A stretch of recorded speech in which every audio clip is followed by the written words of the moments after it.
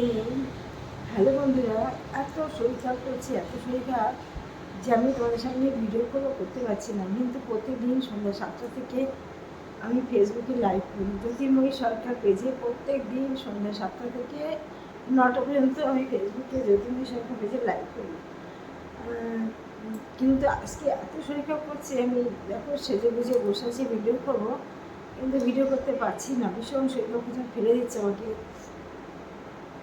হাত পা তো কামড়েছিল। সকালবেলা উঠে লাইভ করার সময় খুবই কষ্ট ছিল, অতি কষ্টে লাইভটা করেছি। করতে করতে শুয়েই পড়েছি।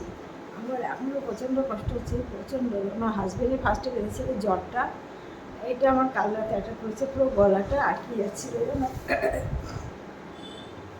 যেহেতু ওনার শরীর খারাপ, জ্বর এসছে দেখে আমি আমার মেয়ে আর আমার বিড়াল মিঠাই, এরা সমস্ত আমরা আর একটা ঘরে এসি চালিয়ে শুয়েছিলাম। কিন্তু এখানে এসি চালানো যাবে না, গরম লাগে, এসি চালানো এসি ছাড়া ঘুম পারবে না।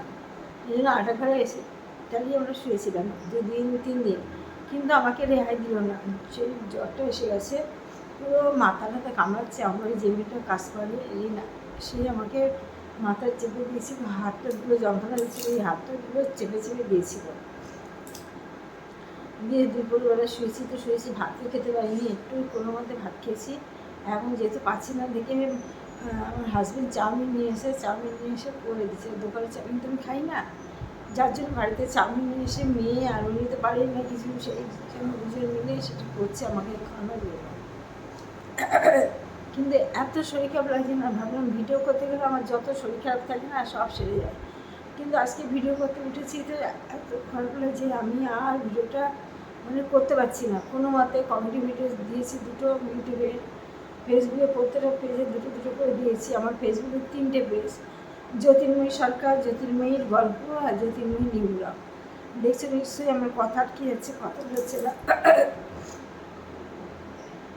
প্রচণ্ড শরীর খারাপ, গায়ে জ্বর এসছে, ভালো হচ্ছে। আমি আগের থেকে ওষুধটা খাচ্ছি, হোমিওপ্যাথি খেয়েছি, অ্যালোপ্যাথিক খেলাম আগের থেকে। কিন্তু আমার একটা কিছু হলে আমাকে না দেখা দিয়ে ছাড়ে না, সব বাড়িতে কিছু আসলেই আমাকে দেখা দিয়ে ছাড়বে। সে সর্দি বলো, জ্বর বলো, যাই বলো। যখন আমার হাজব্যান্ডের হয়েছে তখন বলেছি এ আমার দেখা দিয়ে ছাড়বে, তখন বলে তুমি আলাদা ঘরে থাকো। আমরা আলাদা ঘরে থাকি, তাই হয় মানে বলো। সে তো শরীরের জীবাণু তো সারা ঘর সারা বাড়িটাই ঘুরে বেড়াচ্ছে। রাস্তাঘাটে বেরোলেও তো যাদের সর্দি হয় তাদের থেকে আমি অনেক দূরে থাকি। আর রাস্তাঘাটে যদি বেরোলে যদি কেউ ঝ্যাঁটা ঘর বাড়ি দোকান ঘর ঝাঁটা দেয়, তার থেকেও আমি দূরে থাকি। ঝ্যাঁটা বাতাস লাগলেই আমার খুব শরীর খারাপ করে। দেখেছি আমি তাকাতেই পারছি না। যাই হোক, বেশিক্ষণ পুলিশের কথা বলবো না।